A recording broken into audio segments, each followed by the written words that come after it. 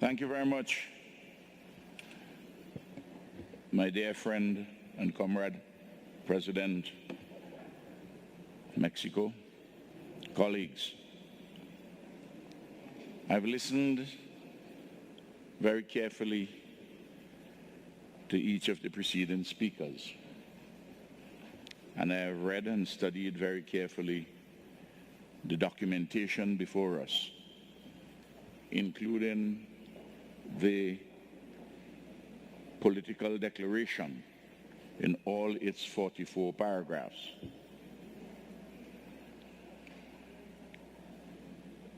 Permit me, before I address some of the issues of consequence facing us, I would like to give a little personal historical account in relation to CELAC.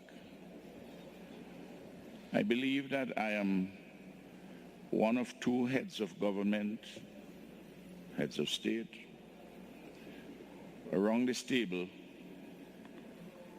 who were at the founding of CELAC.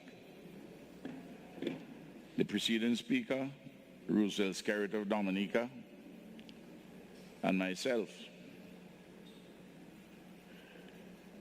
It is one of the good fortunes or misfortunes that in our countries we do not have term limits like in the United States and several Latin American countries.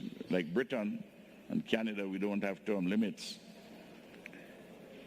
And I've been Prime Minister now for over 20 years. This is my 5th consecutive term. We have free and fair elections.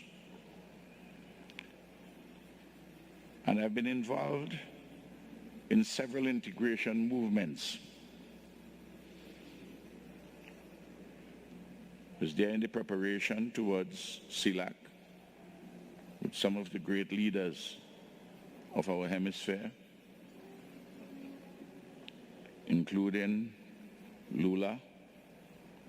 And I'm very sorry to see Brazil is not at the table, and I'm hoping that we can persuade our brother, the current president in Brazil, to come back to the table in CELAC. It's 220 million people in Brazil, too important not to be here, and we need to have them in unity. Of course, Hugo Chavez and Raúl, and before Raúl, ideas from Fidel,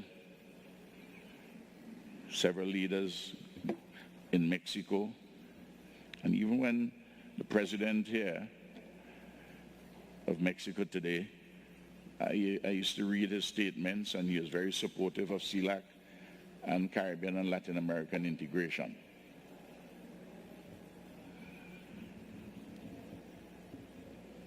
The fact that we are together still is progress of sorts, but I think we need to do more than we have been doing.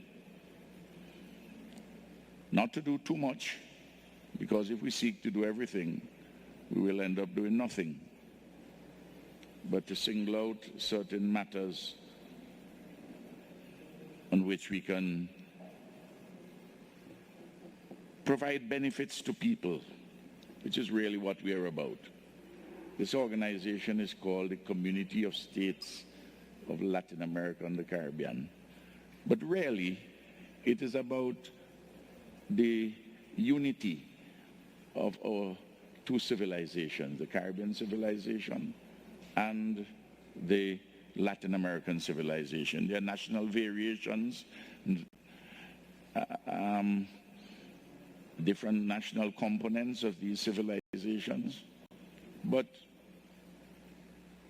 there is out there in the real world, in our real history and our contemporary circumstances, a host of factors which predispose us towards integration and which induce us towards integration.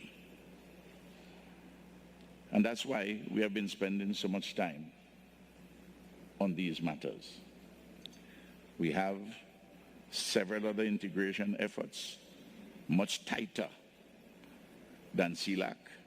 Organizationally, we have the Organization of Eastern Caribbean States, we have CARICOM, we have the Association of Caribbean States, washed by the Caribbean Sea, 24 countries.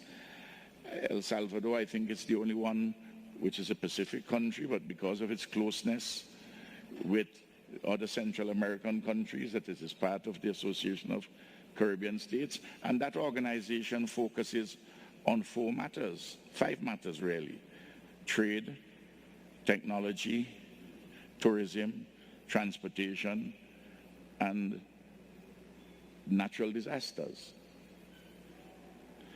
We know there's SICA, we have ALBA, we have had over the period to Mercosur, we have had UNISUR,